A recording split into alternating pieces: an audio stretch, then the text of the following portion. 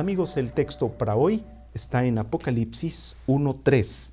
Bienaventurado el que lee y los que oyen las palabras de esta profecía y guardan las cosas en ella escritas, porque el tiempo está cerca. La palabra bienaventurado viene del griego makarios, que significa feliz. Así que cuando leemos este texto ya con una traducción en este sentido, podemos decir feliz el que lee. Pero desde luego alguien puede decir, ¿y cómo puede uno ser feliz leyendo un libro de bestias? Bestias con 7 cabezas, con 10 cuernos, estas características grotescas, ese dragón escarlata.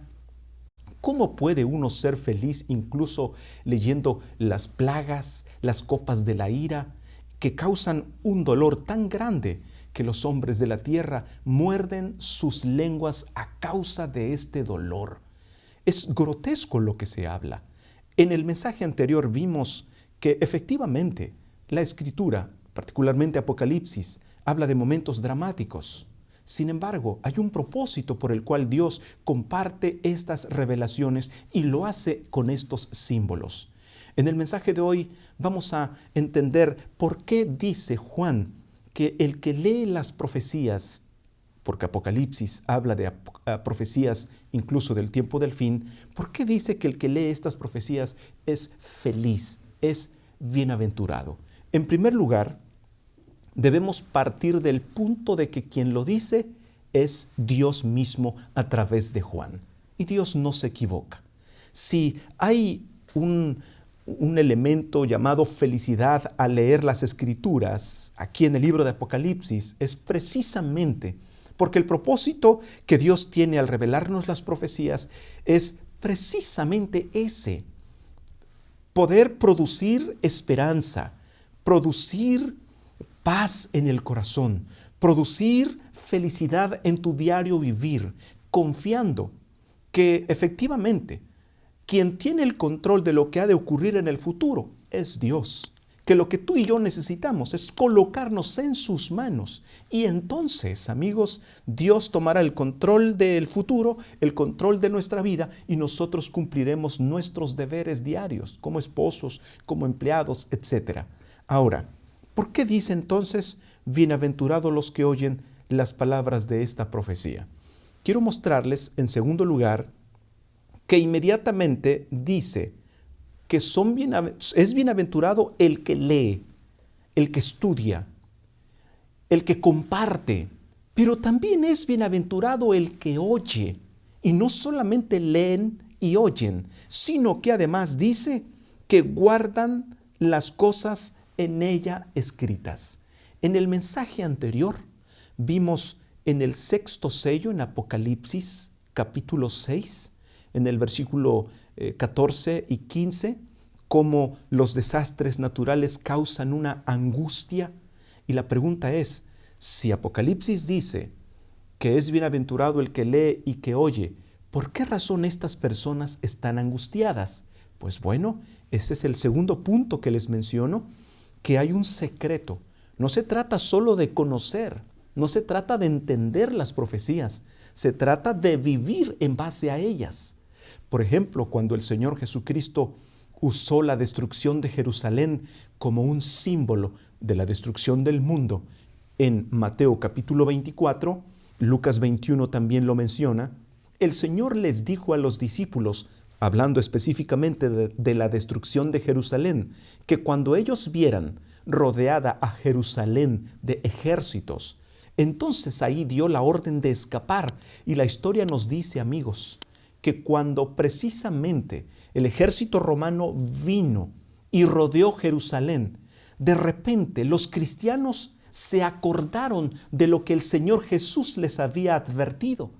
Pero ellos ahora sin duda estaban con la pregunta, ¿y ahora cómo escapamos si estamos rodeados?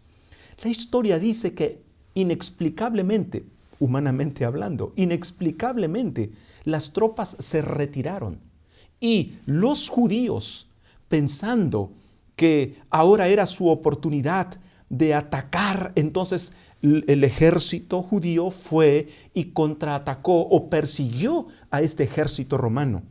Entonces, cuando ellos regresan, pensando que hicieron huir al ejército romano, había ocurrido algo importante. Los cristianos aprovecharon ese momento que tanto el ejército romano como las tropas judías se retiraron de la ciudad. Entonces los cristianos, recordando las palabras del Señor Jesucristo, salieron de Jerusalén. Posteriormente, cuando los cristianos habían salido de Jerusalén, el ejército romano regresó y ahora destruye la ciudad de Jerusalén.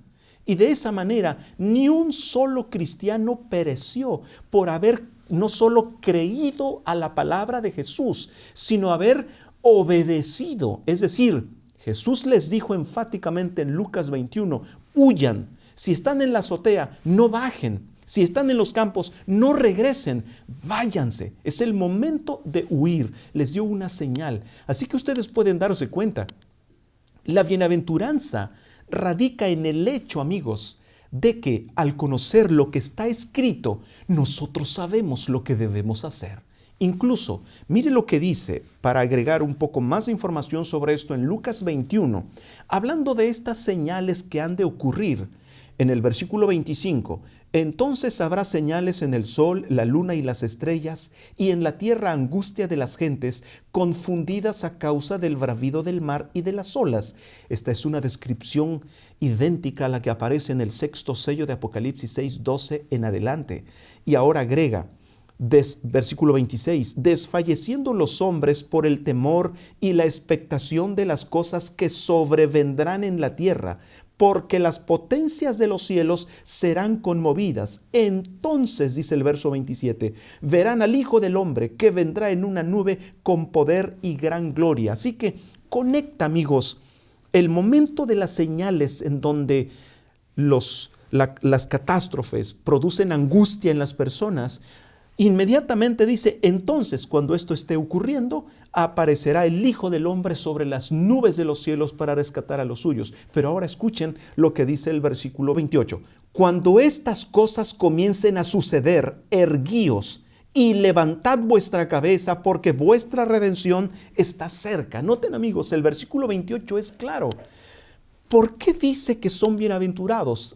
Hay una línea que divide entre un grupo de personas que no cree en las advertencias de Dios y por lo tanto no se prepara. Pero hay otro grupo de personas que sí creen en las profecías, como aquellos cristianos que creyeron e hicieron lo que Jesús les dijo en el momento de la destrucción de Jerusalén. Este grupo, mientras que el otro grupo está angustiado, este otro está feliz, bienaventurado. ¿Por qué razón? Porque saben que su redención está cerca. Quiere decir, al ver el cumplimiento de las mismas señales que sacuden literalmente nuestro planeta, unos se angustian, pero otros son felices. ¿Por qué? Porque saben que su redención está cerca. ¿Qué es lo que hace la diferencia? Lo que vimos en Apocalipsis 1:3. Es bienaventurado no solo el que cree en la palabra, sino el que vive la palabra y hace lo que Dios indica en ella. Así que esta ocasión yo te invito a que no solamente busques el conocimiento, sino que tu vida pueda estar regida por las enseñanzas. Así que, amigos, inclinemos el rostro para pedir la bendición de nuestro Padre. Querido Dios, gracias por enseñarnos que la bienaventuranza no solo radica en el hecho de conocer y de entender tu palabra profética, sino de vivir en base a tus enseñanzas. En el nombre de Jesús. Amén.